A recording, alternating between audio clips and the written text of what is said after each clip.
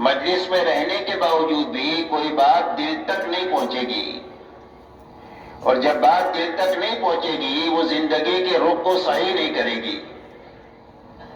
وہ بات دل تک جو پہنچتی ہے وہ زندگی کے رخ کو صحیح کر دیتی ہے۔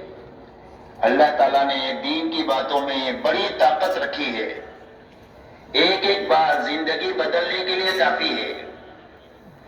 کتابوں میں واقع آتا ہے کہ ایک جماعت ڈکیتی کرنے کی کوشش کر رہی تھی، ایک گھر پر ڈکیتی ڈالنے کی۔ اتنے میں گھر کے مالک کی طرف سے قرآن پڑھنے کی آواز آئی جو ان کے کانوں تک پہنچی،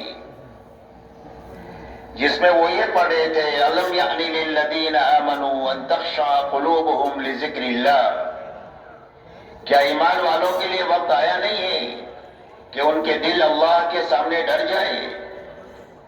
بس یہ بات کانوں کے راستے سے دل تک پہنچنی تھی کہ فوراً زبان سے نکلی آ گیا آ گیا، اور اپنے سارے نقشوں کو توڑ کر بیت اللہ پہنچی پوری جماعت، اور ان کے جو بڑے تھے بہت بڑے اللہ والے بن کر دنیا سے گئے۔